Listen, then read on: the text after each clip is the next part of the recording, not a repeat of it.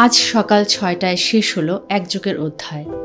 সাবেক প্রধানমন্ত্রী, বাংলাদেশের প্রথম নারী প্রধানমন্ত্রী বেগম খালেদা জিয়া আর নেই। রাজনৈতিক সংগ্রাম, কারাবাস এবং অসুস্থতার মধ্য দিয়ে গড়া তার জীবন আজ ইতিহাসের পাতায় অমর হয়ে গেল। দীর্ঘদিন অসুস্থ থাকার পর আপনাদের সামনে কথা বলতে পারার জন্য আল্লাহর কাছে শুকরিয়া আদায় করছি। ১৯৪৫ সালে দিনাজপুরে জন্মগ্রহণ করা এক সাধারণ গৃহিণী, যিনি একসময় বাংলাদেশের রাজনৈতিক মঞ্চের কেন্দ্রবিন্দুতে চলে আসেন। ৩ বার প্রধানমন্ত্রী হিসেবে দায়িত্ব পালন, দেশ পরিচালনা, আনন্দ ও চ্যালেঞ্জ সবই ছিল তার জীবনের অংশ। দেশের বাইরে আমার কোনো ঠিকানা নেই, এটাই হলো আমার ঠিকানা। এই দেশ, এই দেশের মাটি, মানুষই আমার সবকিছু। রাজনীতির পথ সহজ ছিল না। এরশাদ বিরোধী আন্দোলনের সময় প্রথমবার ১৯৮৩ সালের ২৮ নভেম্বর তাকে কারাগারে যেতে হয়। পরবর্তী সময়ে ১৯৮৪ সালের ৩ মে এবং ১৯৮৭ সালের ১১ নভেম্বরও গ্রেপ্তার হন। এই সময়গুলোতে তিনি শুধু রাজনৈতিক নেত্রী ছিলেন না, সমর্থকদের জন্য আশা ও প্রতিরোধের প্রতীকও ছিলেন।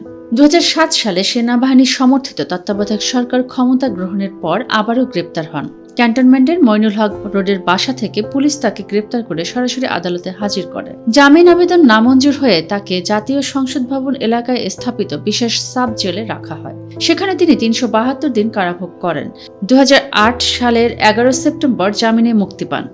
২০১৮ সালে দুর্নীতি মামলায় তাকে মোট ১৭ বছরের কারাদণ্ড দেওয়া হয়। কারাগারে, হাসপাতালের বেডে, অসুস্থতার মধ্যেও তিনি হাল ছাড়েননি। তার জীবন ছিল সংগ্রাম, অধ্যবসায় এবং অবিচল সাহসের এক প্রতীক। দীর্ঘ ২ বছরেরও বেশি সময় কারাবাসে থাকার পর শর্ত সাপেক্ষে মুক্তি পান। ২০২৪ সালের জুলাই বিপ্লবের পর রাষ্ট্রপতির নির্বাহী আদেশে তার দণ্ড মওকুফ করা হয়।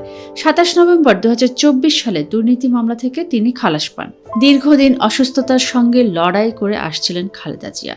মুক্তির পর চিকিৎসার জন্য লন্ডনে নেওয়া হয়েছিল। কিছুটা উন্নতি হলেও শারীরিক অবস্থার অবনতি হলে গত ২৩ নভেম্বর তাকে এভারকেয়ার হাসপাতালে ভর্তি করা হয়। ১ মাসের বেশি সময় ধরে তিনি সেখানেই চিকিৎসাধীন ছিলেন। আজ সকাল ৬টায় তার প্রয়াণে বাংলাদেশের রাজনীতির এক যুগের অধ্যায় শেষ হলো। কারাগার, মামলা, অসুস্থতা সবকিছুর মধ্য দিয়ে তার জীবন হয়ে উঠেছিল সংগ্রামের এক দৃষ্টান্ত। অনেক দিন আপনারা দেখেছেন যে পরিবার থেকে আমরা দূরে রয়েছি। এই মুহূর্তে আমাকে দেশে যাওয়াটাও প্রয়োজন, সেজন্যই আমাকে যেতেই হবে।